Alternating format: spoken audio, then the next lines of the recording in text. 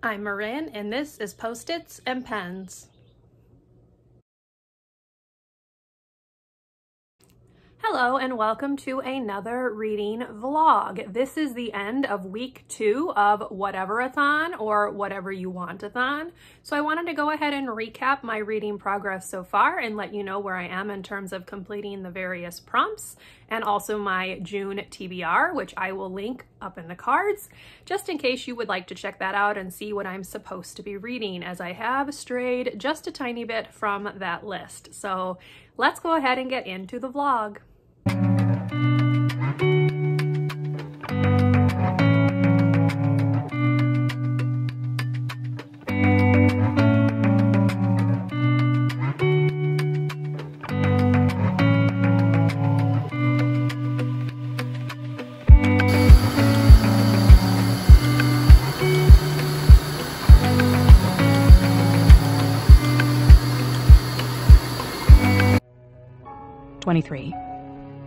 London Bridge is falling down, falling down. Iron bars will bend and break, bend and break. My fair maiden. A spell for rust, requiring salt water and joined hands.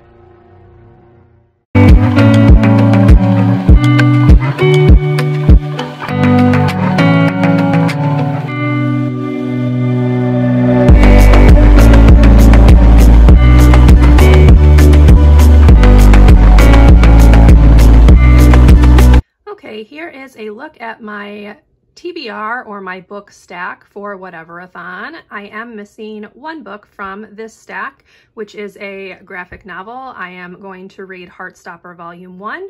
It is currently in at my library, just waiting for me to pick it up, so I'm going to do that probably on Monday. But I'm hoping to be able to drop a few of these books off when I do that. So the first book that I finished was Made of Secrets by Jennifer McGowan. This fulfilled the prompt for a debut.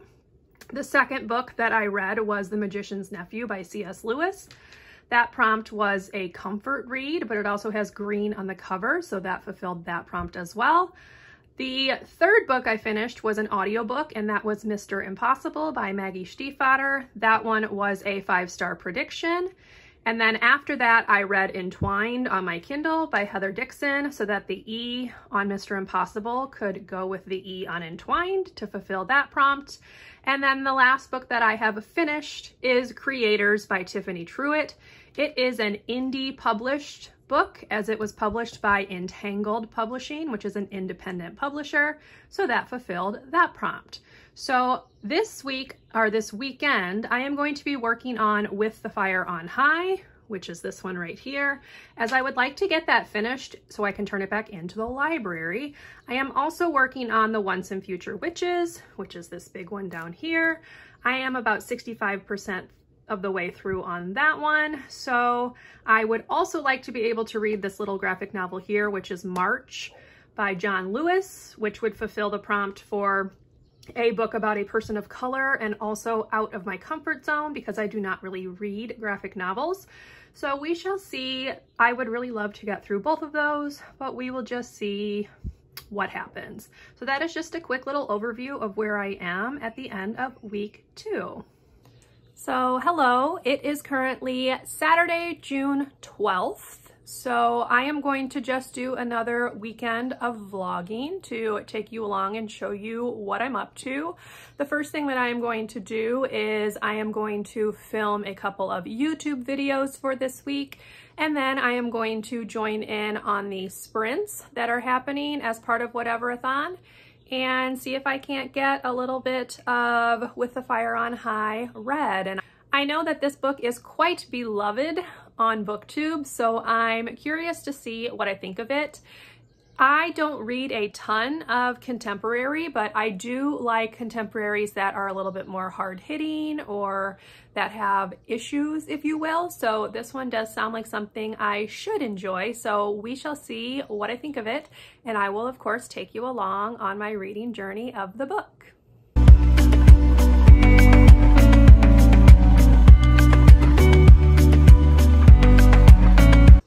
Alright, so I am finished filming, so now it is 1:38, so the sprints have been going for about 38 minutes. I'm gonna go ahead and log on to those and see how much of With the Fire on High I can get read in the first few sprints. So I will let you know how I do.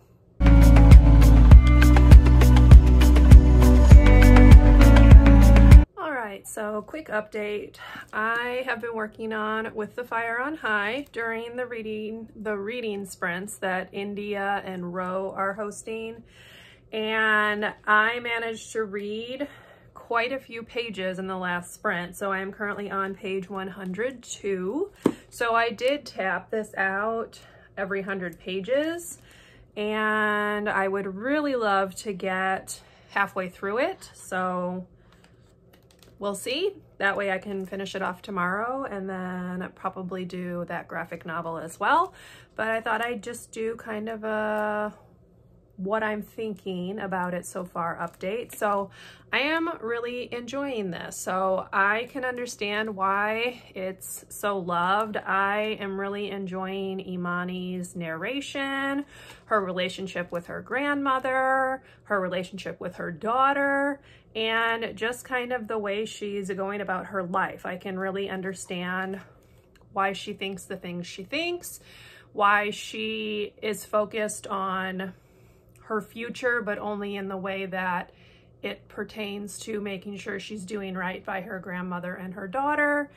And yeah, I am just really enjoying her internal monologue a lot. I also am intrigued to see what happens between her and Malachi. Something tells me that he's not going to give up on her, and she really likes him a lot more than she wants to think she likes him.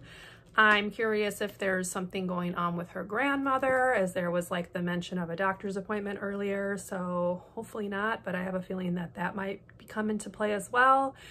And yeah, I'm just really enjoying it. Also, her high school advisor, amazing. So I love that she has a really phenomenal teacher in her life. That makes my teacher heart happy. And yeah, I'm just curious to see what is going to happen next. So they are getting ready to start the last sprint, so I'm going to go ahead and do a bit more reading on this while I watch the US diving trials, and I will check in with you later.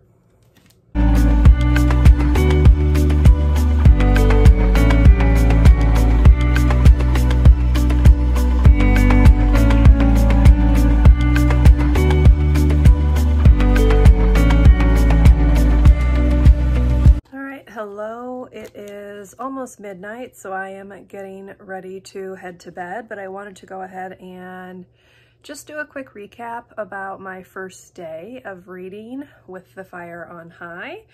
So sorry about that glare, but I am a little over halfway. So here's where I am. And as I mentioned earlier, I am really enjoying this book. So I feel like Imani's voice is just straight on. I feel like she sounds authentic. Everything about her neighborhood, her friends, her family, that all just feels very real to me.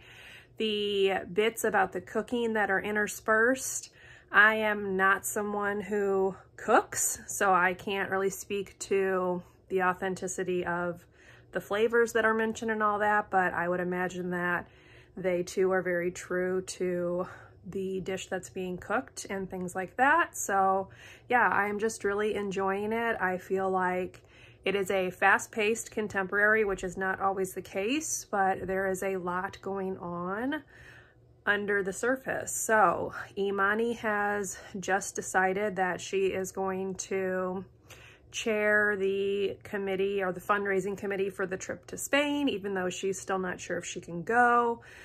I love the emails that she's sending to her aunt asking about family recipes and things, and then kind of doing her own spin on them. I liked the little interlude where she meets the female chef at that restaurant who happens to know her teacher. And yeah, there's really no complaints about any aspect of this book so far. So I'm very curious to see how it ends. I am going to go ahead and finish it tomorrow and kind of see what I think at the end. Although as I mentioned, I can definitely see why it has as much hype as it does around it, and it's making me very interested in reading the author's other 2 books. I believe it's 2 books. So definitely going to add those to my TBR and give those a read as well at some point, because her writing is just really wonderful, very accessible, very authentic feeling, as I mentioned,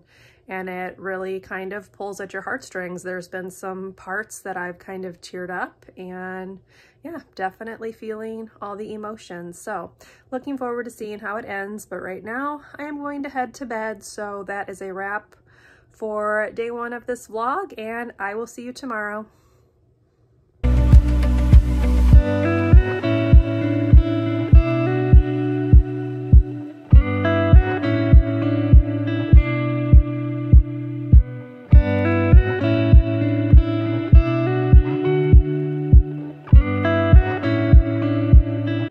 Happy Sunday. It is about 2 o'clock-ish. I went to the grocery store this morning to get things to eat for the week. I had some lunch, and now I'm going to do a little bit more reading on With the Fire on High.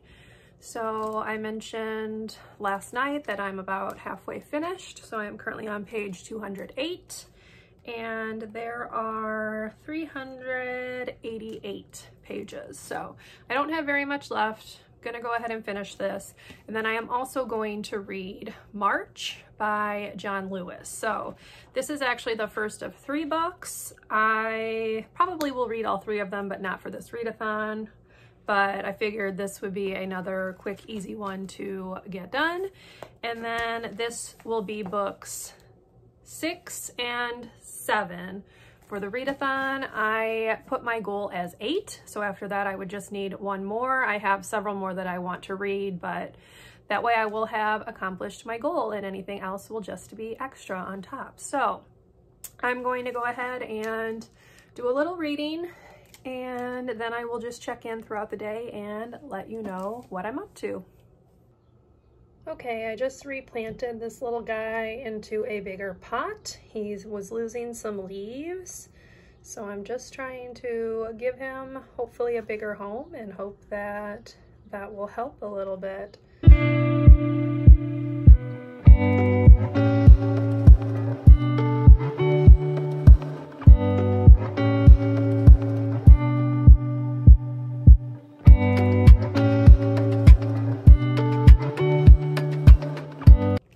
Hello all, it is about 5 o'clock and I just finished With the Fire on High, and I can definitely understand why so many people love this story. There were a lot of moments, especially towards the end of the book, where it made me feel all the feelings. So her journey to figure out what she wants, how she can accomplish what she wants, all of it was just so extremely well done.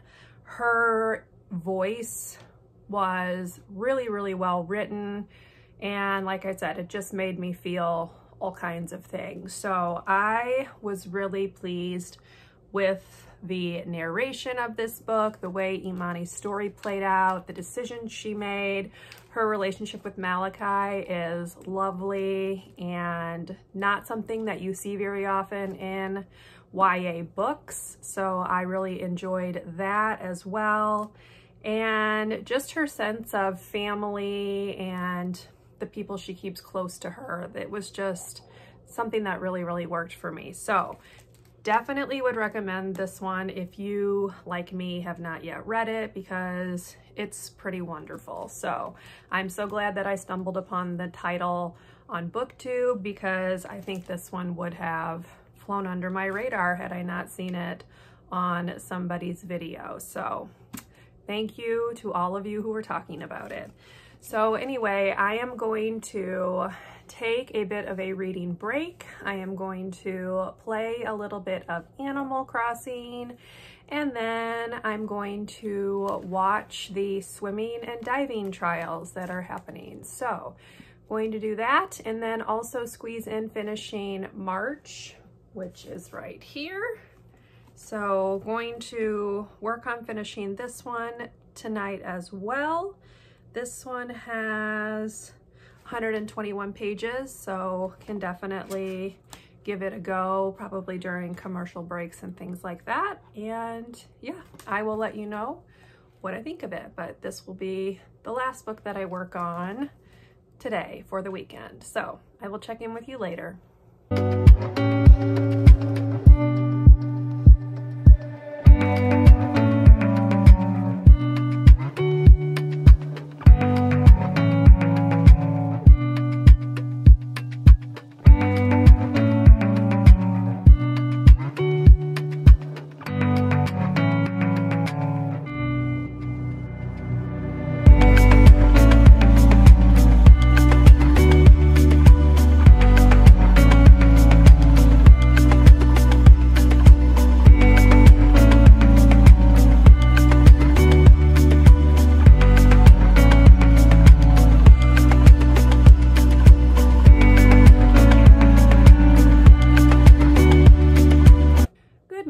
It is now Monday, June 14th, and I wanted to go ahead and close out this vlog. So last night I did finish reading March Book 1 by John Lewis. So I was not really sure what this was about. I kind of had it in my head that it was just about his work with Dr. Martin Luther King and the Civil Rights Movement and the march across the bridge in Selma, but that's not exactly what this was about. So Book 1 talks a lot about his childhood. So he was the son of a sharecropper in rural Alabama. And so he just talks about how even from a young age, school was really, really important to him. He wanted to study and learn as much as he could. Sorry, there's a loud car. Okay. And basically just talks about his path to becoming an activist in the civil rights movement. So this story covers his childhood and then his years in college when he took part in some sit-ins that happened in Nashville, which is where he went to school. And it's interspersed amongst it is the inauguration of President Obama back in 2009. So it gives a little bit of his like early history, then it kind of jumps forward in time to 2009, the day of the inauguration. He's talking to a couple of other young boys whose mother brings them to see him on the day of the inauguration, and that's where he's like recounting his childhood for them. And then it moves on into his college years. So there are a few things that the artist did with the pictures that I really, really liked. I'm gonna pull one of them up. So throughout the book, there are these pages where it's mostly a solid black background. And whenever that happens, it's kind of like the reader's clue that this was like an important event or an important idea or something like that that really played a role in who he became. This was one of them right here that was pretty striking. So just solid black with just a quick picture and some words here. So I really liked the way that the artist did that. It kind of just lets you know what he felt was the most impactful points of his life, I think. And then the pictures are quite simple, but they don't pull any punches. So there's a lot going on in this book. When you're reading it, I found it really hard to put down. I basically just read straight through it because I was so engrossed in the story. It's just really important, I think, that we remember exactly what happened in the past and how far they had to come to where they are now and how much further we still need to go to make sure everyone has equal rights and is treated equally and fairly. So yeah, I really, really enjoyed this one. I would definitely recommend it to everyone. And I'm looking forward to reading book 2 and 3 too, just to hear his whole story. So I feel like there's a lot about John Lewis out there, but there were some things in here that I was not aware of. So definitely learning some new things, and it's just kind of eye-opening to be reminded of what it was really like back in the 50s when the activists were fighting for civil rights and the fact that they still don't really have that. So would recommend, really glad I picked this one up. This is my 7th book for WHATEVERATHON, and the prompts for this one were just out of my comfort zone because it's a graphic novel. I don't read very many graphic novels, and then of course it has really good POC rep as well. So going to go ahead and close out the vlog there. Thank you so much for watching. If you enjoyed it, go ahead, give it a thumbs up. Subscribe to my channel if you would like to see more from me, and I will see you in my next video. Bye, everyone.